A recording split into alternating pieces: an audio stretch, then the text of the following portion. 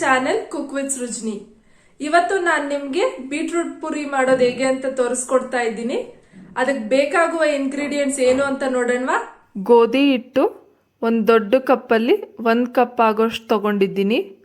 Beetroot 2, ಕರಿಯಲು ಬೇಕಾದಷ್ಟು ಎಣ್ಣೆ, ರುಚಿಗೆ ತಕ್ಕಷ್ಟು ಉಪ್ಪು. ನಾನಿಲ್ಲಿ 2 ಬೀಟ್ರೂಟ್ ತಗೊಂಡು ಸಿಪ್ಪೆ ಎಲ್ಲ ತೆಗೆದು ತೊಳೆದು ಕೊಬ್ಬರಿ ತುರ್ಚೋದ್ರಲ್ಲಿ ಸಣ್ಣ ಹೋಲಿರುತ್ತೆ ಅಲ್ವಾ, ಅದರಲ್ಲಿ ತುರ್ಚಿಟ್ಕೊತಾ ಇದ್ದೀನಿ. ಬೀಟ್ರೂಟ್ನಲ್ಲಿ ವೈಟಮಿನ್ ಸಿ ಇರೋದ್ರಿಂದ ರೋಗ ನಿರೋಧಕ ಶಕ್ತಿ ಹೆಚ್ಚಿಸುತ್ತೆ.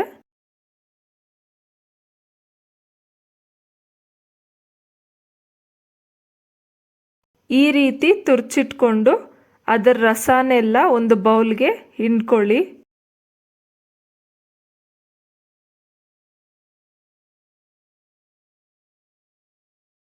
ರುಚಿಗೆ ತಕ್ಕಷ್ಟು ಉಪ್ಪು ಹಾಕಿ, ನಿಮಗೆ ಎಷ್ಟು ಗೋಧಿ ಹಿಟ್ಟು ಬೇಕೋ ಅಷ್ಟು ಗೋಧಿ ಹಿಟ್ಟು ಹಾಕ್ಕೊಂಡು ಮಿಕ್ಸ್ ಮಾಡ್ಕೊಳ್ಳಿ.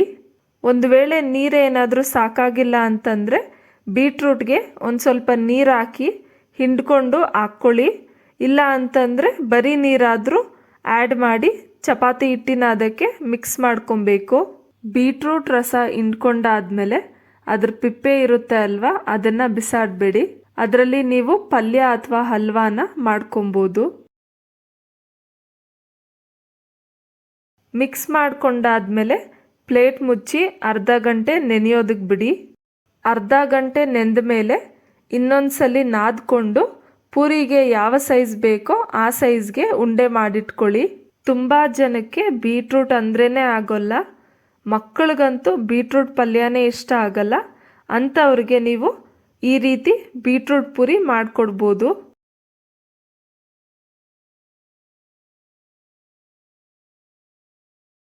ಈ ರೀತಿ ಉಂಡೆ ಮಾಡಿಟ್ಕೊಂಡಾದ್ಮೇಲೆ ಪೂರಿ ಸೈಜ್ಗೆ ಲಟ್ಟಿಸ್ಕೊಳ್ಳೋಣ.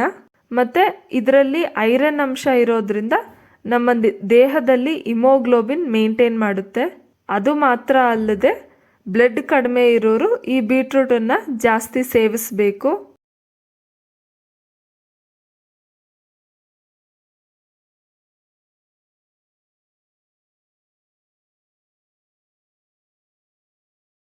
ಎಲ್ಲ ಉಂಡೆನ ಪೂರಿ ಆಕಾರದಲ್ಲಿ ಲಟ್ಟಿಸಿಟ್ಕೊಂಡಾದ್ಮೇಲೆ ಸ್ಟವ್ ಹಚ್ಚಿ ಬಾಣಲಿ ಇಟ್ಟು ಎಣ್ಣೆ ಕಾಯೋದಕ್ಕಿಡೋಣ.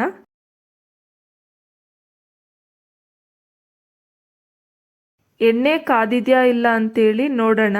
ಈಗ ಎಣ್ಣೆ ಕಾದಿದೆ. ಸ್ಟವ್ನ ಮೀಡಿಯಂ ಫ್ಲೇಮ್ನಲ್ಲಿ ಇಟ್ಕೊಂಡು ಲಟ್ಸಿರೋ ಪೂರಿನ ಎಣ್ಣೆನಲ್ಲಿ ಹಾಕ್ಕೊಂಡು ಕರಿಬೇಕು. ಒಂದು ಕಡೆ ಚೆನ್ನಾಗಿ ಬೆಂದ್ಮೇಲೆ ನಿಧಾನಕ್ಕೆ ಇನ್ನೊಂದು ಕಡೆ ತಿರುಗಿಸ್ಕೊಳ್ಳೋಣ. ಪೂರಿ ಹಾಕಿದ ತಕ್ಷಣ ಪೂರಿ ಮೇಲೆ ಪ್ರೆಸ್ ಮಾಡೋಕ್ಕೆ ಹೋಗ್ಬೇಡಿ, ಯಾಕಂದರೆ ಅದು ಬಲೂನ್ ಥರ ಉಬ್ಬಲ್ಲ. ಎರಡೂ ಕಡೆ ಬೇಯಿಸ್ಕೊಂಡಾದ್ಮೇಲೆ ಪ್ಲೇಟ್ಗೆ ಸರ್ವ್ ಮಾಡ್ಕೊಳ್ಳೋಣ. ಅದೇ ರೀತಿ ಎಲ್ಲ ಪೂರಿನೂ ಎಣ್ಣೆನಲ್ಲಿ ಕರೆದು ಪ್ಲೇಟ್ಗೆ ಹಾಕ್ಕೊಂಡು ಸ್ಟವ್ ಆಫ್ ಮಾಡ್ಕೊಳ್ಳಿ.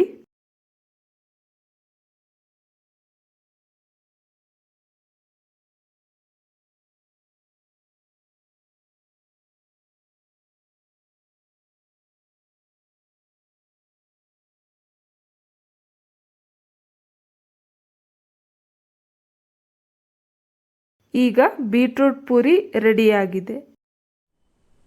ಸೊ ನೋಡಿದ್ರಲ್ಲ ಫ್ರೆಂಡ್ಸ್, ಬೀಟ್ರೂಟ್ ಪೂರಿ ಮಾಡೋದು ಹೇಗೆ ಅಂತ ಅಂದ್ಬಿಟ್ಟು ನೀವು ಒಂದ್ಸಲ ಟ್ರೈ ಮಾಡಿ ನೋಡಿ. ಹೇಗ್ ಬಂತು ಅಂತ ಕಮೆಂಟ್ ಸೆಕ್ಷನ್ ಅಲ್ಲಿ ಶೇರ್ ಮಾಡಿ. ಮತ್ತೆ ಈ ವಿಡಿಯೋ ನಿಮ್ಗೆ ಇಷ್ಟ ಆದ್ರೆ ಲೈಕ್ ಮಾಡಿ, ಶೇರ್ ಮಾಡಿ. ಪ್ಲೀಸ್ ನನ್ನ ಚಾನೆಲ್ಗೆ ಸಬ್ಸ್ಕ್ರೈಬ್ ಮಾಡಿ. ಮತ್ತೆ ನಾನು ಇನ್ನೊಂದು ರೆಸಿಪಿ ಜೊತೆ ನಿಮ್ ಮುಂದೆ ಸಿಗ್ತೀನಿ. ಅಂಟಿಲ್ ದೆನ್ ಬಾಯ್.